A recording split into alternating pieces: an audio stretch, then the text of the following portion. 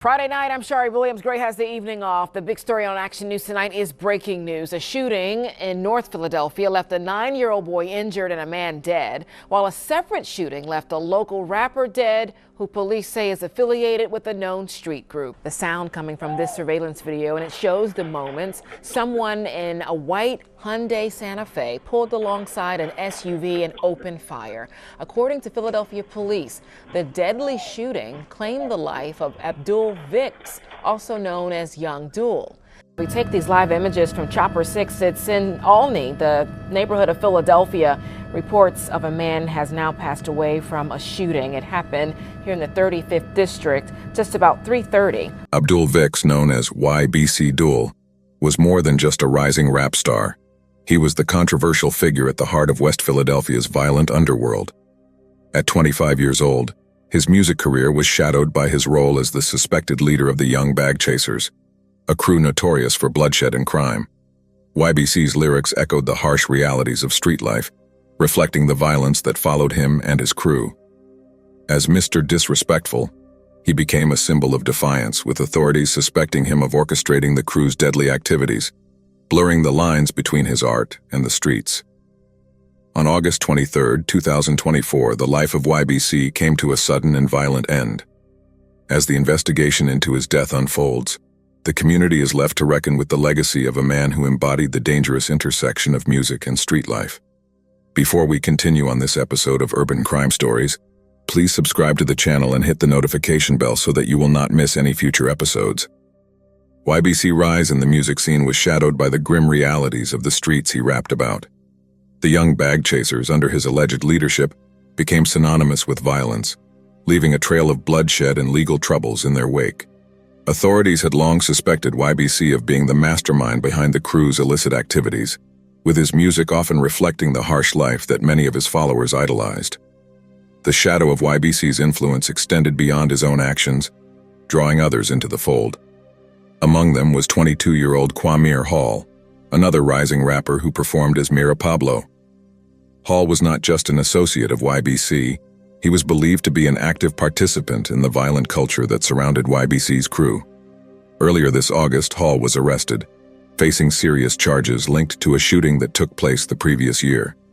The victim, a 34-year-old man, had succumbed to his injuries, adding yet another tragic chapter to the ongoing saga of violence tied to YBC's crew. The connection between YBC and Hall painted a picture of a music scene deeply entangled with street violence. Both rappers, despite their musical talents, were embroiled in a world where the lines between art and reality blurred dangerously. Their association wasn't just a partnership in music, it was part of a broader narrative of crime that had ensnared many young men in their community. The arrests of YBC and Hall highlighted the tragic consequences of a lifestyle that many aspired to, but few survived unscathed. Kwame Hall's arrest at the Criminal Justice Center was a dramatic turn in the ongoing crackdown against the YBC crew. He had been there to show support for another YBC member, Arshad Curry, who was facing sentencing for a brutal crime that had shocked the community. Curry had been convicted of shooting 5 people in 2021, a horrific incident that resulted in the deaths of 3 individuals. The court handed down a heavy sentence, condemning Curry to up to 85 years in prison. YBC's crew had become a notorious symbol of the dangers lurking beneath the surface of the local rap scene.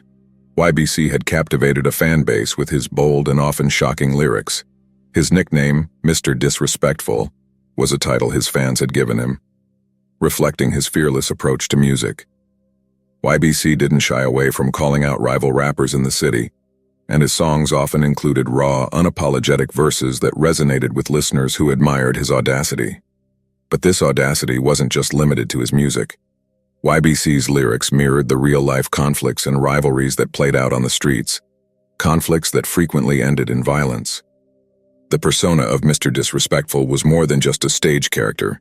It was an embodiment of the defiance and aggression that marked him and his crew. The notoriety of YBC reached new heights in February 2024, when he went viral on social media for a shockingly audacious act, digging up the grave of a rival. This brazen display of disrespect struck a chord with both his fans and critics, propelling Vicks further into the spotlight. The incident was more than just a social media stunt.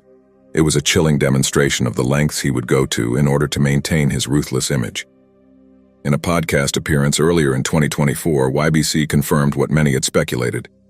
"You know, that was me," he admitted with a laugh, openly confessing to the act that had both horrified and fascinated the public. Video with the shovel in the graveyard? They said that it wasn't me. I saw some people saying it wasn't you, but it looked like you. You have a certain silhouette.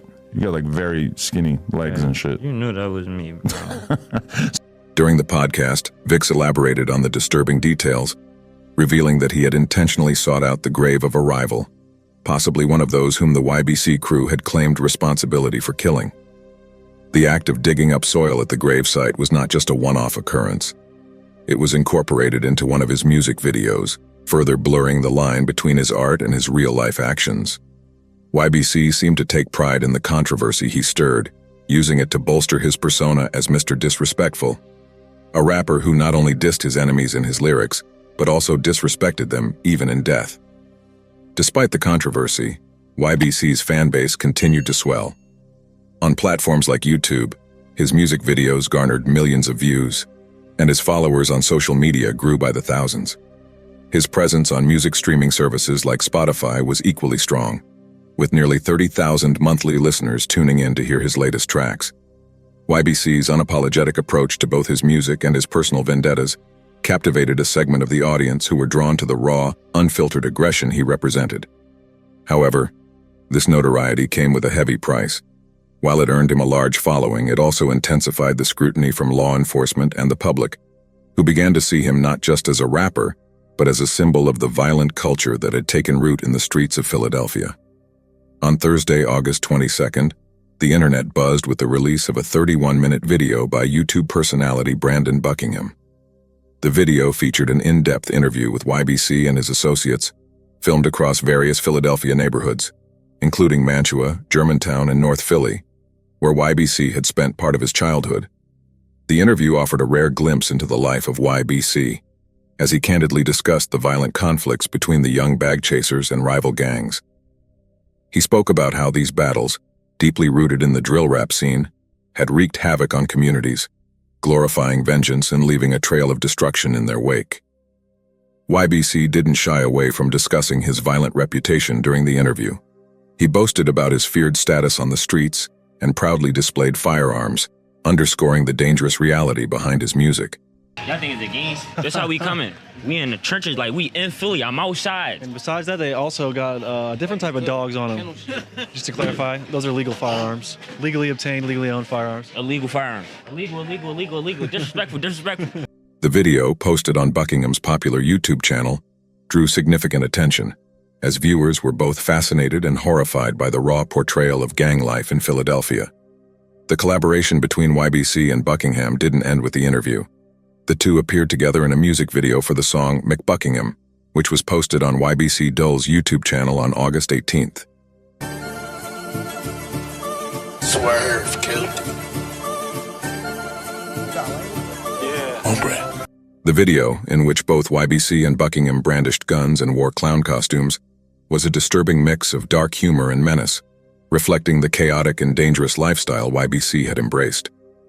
The imagery of the video, with its surreal and threatening undertones, only added to the mystique of Mr. Disrespectful, further cementing his reputation as a figure who blurred the lines between reality and performance. However, the chaos that YBC courted in his life soon caught up with him. On Friday, August 23rd, just one day after the video's release, Abdul Vicks, known to his fans as YBC Dul, was fatally shot in the Olney neighborhood of Philadelphia.